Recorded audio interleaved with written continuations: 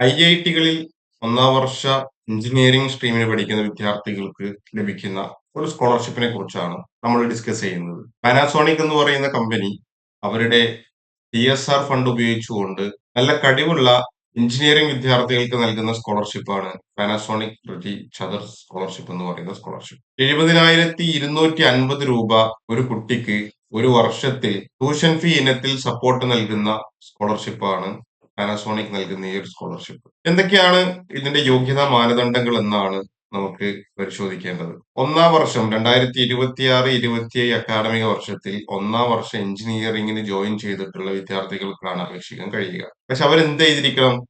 JEE പരീക്ഷ നിർബന്ധമായിട്ടും എഴുതിയിരിക്കണം എന്നുള്ളതാണ്. അപ്പൊ നമുക്കറിയാലോ, IITയിലേക്ക് അഡ്മിഷൻ കിട്ടണമെന്നുണ്ടെങ്കിൽ നമ്മൾ എന്തായാലും JEEയുടെ അഡ്വാൻസ്ഡ് പരീക്ഷ പൂർത്തിയാക്കിയിരിക്കണം. എന്നാൽ മാത്രമേ നമുക്ക് അപേക്ഷ സമർപ്പിക്കാൻ കഴിയുള്ളൂ IITയിലേക്ക്. അപ്പോ JEEയുടെ അഡ്വാൻസ്ഡ് പരീക്ഷ ക്ലിയർ ചെയ്ത് IITയിൽ അഡ്മിഷൻ കിട്ടിയ വിദ്യാർത്ഥികൾക്കാണ് ഈ സ്കോളർഷിപ്പ് അപേക്ഷിക്കാൻ കഴിയുക.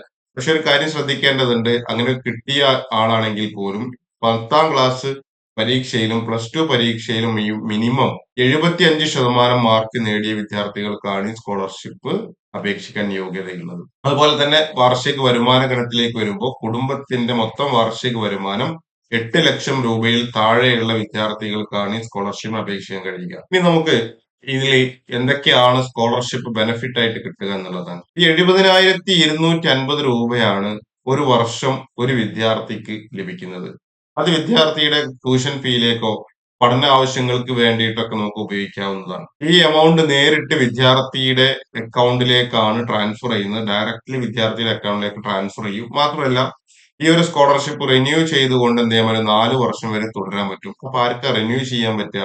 IITയിൽ പഠിക്കുകയും അവന്റെ ഓരോ വർഷവും ഓരോ സെമസ്റ്ററിലും 75% മാർക്ക് വാങ്ങി പാസ്സായിട്ടുള്ള വിദ്യാർത്ഥികൾക്ക് 4 വർഷത്തേക്ക് വരെ ഈ സ്കോളർഷിപ്പ് റിന്യൂ ചെയ്ത് കൊണ്ടുപോകാൻ പറ്റും എന്നുള്ളതാണ്. ഇനി ഇതിന് ആവശ്യമായിട്ടുള്ള രേഖകൾ എന്തൊക്കെയാണെന്നുള്ളതാണ്. അപ്പൊ ആവശ്യമായിട്ടുള്ള രേഖകളിൽ ഏറ്റവും പ്രധാനപ്പെട്ട രേഖ എന്ന് പറയുന്നത് നമ്മുടെ ആധാർ കാർഡ് തന്നെയാണ്. കാരണം നമ്മൾ ആധാർ കാർഡുമായിട്ട് ലിങ്ക് ചെയ്യണം. കാരണം അല്ലെങ്കിൽ എന്ത് വേണം? പാസ്പോർട്ടോ അല്ലെങ്കിൽ ഗവൺമെന്റ് നൽകിയിട്ടുള്ള മറ്റെന്തെങ്കിലും ഫോട്ടോ പതിച്ചിട്ടുള്ള ID കാർഡോ നൽകണം. 10ാം ക്ലാസ്സിന്റെയും +2ന്റെയും മാർക്ക് ഷീറ്റ് നിർബന്ധമായിട്ടും നമ്മൾ എന്ത് ചെയ്യണം?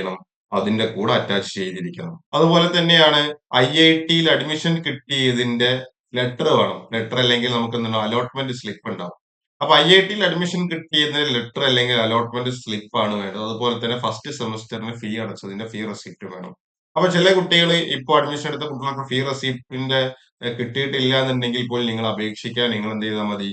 അലോട്ട്മെന്റ് മെമ്മോ വെച്ച് കൊടുത്തിട്ട് നിങ്ങൾക്ക് അപേക്ഷ സമർപ്പിക്കാം. പിന്നീട് ഇതിന്റെ സർട്ടിഫിക്കേഷൻ വെരിഫിക്കേഷൻ ഒക്കെ വരുന്ന സമയത്ത് നിങ്ങൾ എന്ത് ചെയ്താൽ മതി? ഫീ റെസിപ്റ്റ് കൊടുത്താൽ മതി എന്നുള്ളതാണ്. അതുപോലെ തന്നെ ഫാമിലിയുടെ വാർഷിക വരുമാനം തെളിയിക്കേണ്ട ഇൻകം സർട്ടിഫിക്കറ്റ് വെച്ചു. 8 ലക്ഷം രൂപയിൽ താഴെയാണ് വരുമാനം എന്ന് തെളിയിക്കുന്നത്. ഇനി ഗവൺമെന്റ് എംപ്ലോയിയുടെ മക്കളാണെന്നുണ്ടെങ്കിൽ നിങ്ങൾക്ക് സ്കോളർഷിപ്പ് അപേക്ഷിക്കുന്നതിന് പ്രശ്നമൊന്നുമില്ല. പക്ഷെ നിങ്ങൾ എന്ത് ചെയ്യണം? അതിനെ കൂടെ സാലറി സ്ലിപ്പ് നിർബന്ധമായിട്ട് വെച്ചിരിക്കണം. അല്ലെങ്കിൽ ITR ഫയൽ ചെയ്തതിന്റെ രേഖ അതിനെ കൂടെ വെച്ചിരിക്കണം. അപ്പോ ഇങ്ങനെയുള്ള ഡോക്യുമെന്റ്സ് ആണ് ഇൻകം സർട്ടിഫിക്കറ്റിന് വേണ്ടി നമ്മൾ വെക്കേണ്ടത്.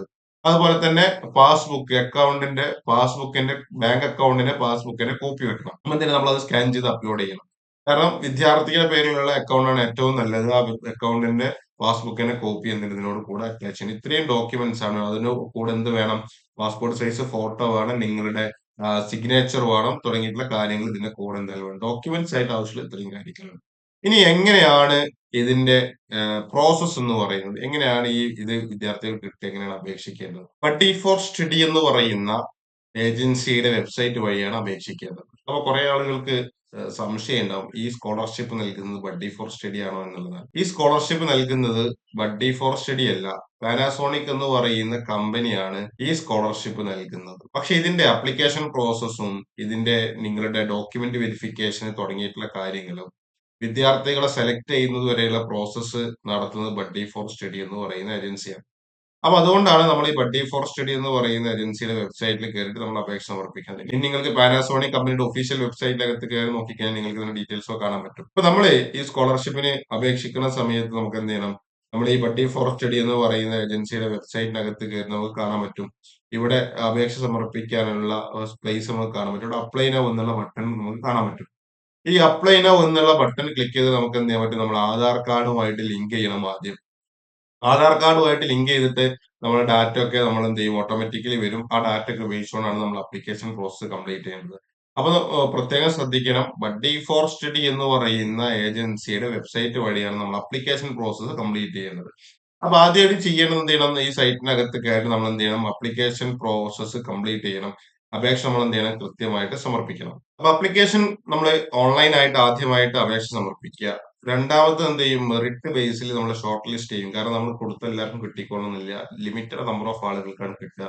അപ്പൊ അതിന്റെ ഭാഗമായിട്ട് എന്ത് ചെയ്യും? നമ്മളുടെ മെറിറ്റ് അടിസ്ഥാനത്തിൽ ഏറ്റവും കൂടുതൽ മാർക്ക് കിട്ടിയ കുട്ടികൾക്ക് എന്ത് ചെയ്യും? ആദ്യം എന്നുള്ള രീതിയിൽ അങ്ങനെ ഒരു ക്രൈറ്റീരിയ വെച്ചുകൊണ്ട് മെറിറ്റ് അടിസ്ഥാനത്തിൽ, അല്ലെങ്കിൽ എന്ത് ചെയ്യും? വിദ്യാർത്ഥിയുടെ ഏറ്റവും ആവശ്യകത, ഏറ്റവും പാവപ്പെട്ട വിദ്യാർത്ഥിയാണ്, അങ്ങനെയുള്ള ഏറ്റവും അർഹരായിട്ടുള്ള ആളുകളെ നീഡ് ബേസ്ഡ് ഷോർട്ട് ലിസ്റ്റിംഗ് നടക്കും. അപ്പൊ 2 കാറ്റഗറിയിലാണ് ഷോർട്ട് ലിസ്റ്റിംഗ് നടക്കുന്നത്. മെറിറ്റ് അടിസ്ഥാനത്തിലാണ്, നീഡ് ബേസ്ഡ് ആണ്. അപ്പൊ ഈ 2 കാര്യങ്ങൾ പരിശോധിച്ച് ഷോർട്ട് ലിസ്റ്റ് നടത്തിയിട്ടുള്ള ആളുകൾ എന്ത് ചെയ്യും? പേഴ്സണൽ ഇന്റർവ്യൂവിന് ക്ഷണിക്കും. ആ പേഴ്സണൽ ഇന്റർവ്യൂ എന്തായിരിക്കും? ടെലഫോണിക് ഇന്റർവ്യൂ ആയിരിക്കും, അല്ലെങ്കിൽ ഗൂഗിൾ മീറ്റ്, സൂം വഴി നടക്കുന്ന ഓൺലൈൻ ഇന്റർവ്യൂ ആയിരിക്കും. ആ ഇന്റർവ്യൂവിൽ എന്തുണ്ടാവും? പാനാസോണിക് എന്ന് പറയുന്ന കമ്പനി അവരുടെ സെലക്ട് ചെയ്യപ്പെട്ട ആളുകളുടെ ഒരു പാനലാണ് ഇന്റർവ്യൂ നടത്തുക. ആ ഇന്റർവ്യൂ എന്ത് ചെയ്യും? കൃത്യമായിട്ട് നമ്മുടെ ഈ മെറിറ്റ് അടിസ്ഥാനമാക്കിയിട്ട് സെലക്ട് ചെയ്ത ആളുകളെയും നീഡ് അടിസ്ഥാനമാക്കി സെലക്ട് ചെയ്യപ്പെട്ട ആളുകളിൽ നിന്ന് ഫൈനൽ ലിസ്റ്റ് എന്ത് ചെയ്യും? അവര് നൽകും. ആ ഫൈനൽ ലിസ്റ്റ് പ്രകാരം സെലക്ട് ചെയ്ത ആളുകൾക്ക് എന്ത് ചെയ്യും? നേരിട്ട് സ്കോളർഷിപ്പ് അവരുടെ അക്കൗണ്ടിലേക്ക് നൽകുകയാണ് പാനാസോണിക് എന്ന് പറയുന്ന കമ്പനി ചെയ്യുന്നത്. അപ്പൊ ഇതാണ് ഇതിന്റെ പ്രോസസ്സ് എന്ന് പറയുന്ന കാര്യം എന്ന് പറയുന്നത്. ഇനി നമുക്ക് ഇതിനകത്തേക്ക് നോക്കേണ്ടത് ഇതിന്റെ ഡെഡ് ലൈൻ എന്താണെന്നുള്ളതാണ്. എന്നാണ് ഇതിന്റെ അപേക്ഷ സമർപ്പിക്കേണ്ടത് എന്നുള്ളതാണ്.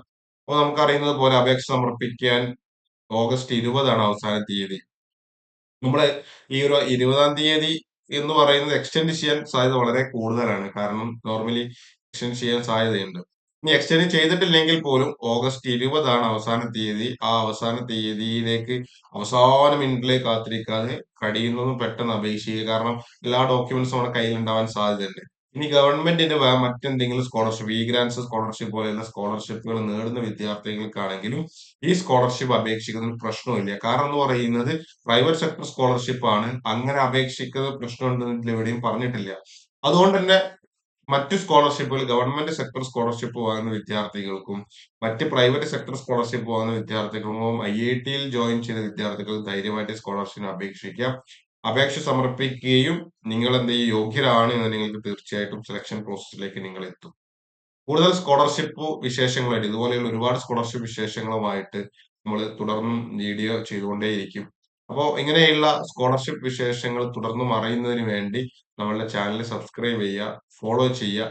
വീഡിയോ ആവശ്യമുള്ള ഐഐടിയിലൊക്കെ അഡ്മിഷൻ എടുത്ത സ്കോളർഷിപ്പ് ഒക്കെ ആഗ്രഹിക്കുന്ന വിദ്യാർത്ഥികളുണ്ടാവും. ആ വിദ്യാർത്ഥികളിലേക്ക് ഈ സ്കോളർഷിപ്പിന്റെ വീഡിയോ ഷെയർ ചെയ്ത് കൊടുക്കുക. കൂടുതൽ സ്കോളർഷിപ്പ് വിശേഷങ്ങളുമായിട്ട് വീണ്ടും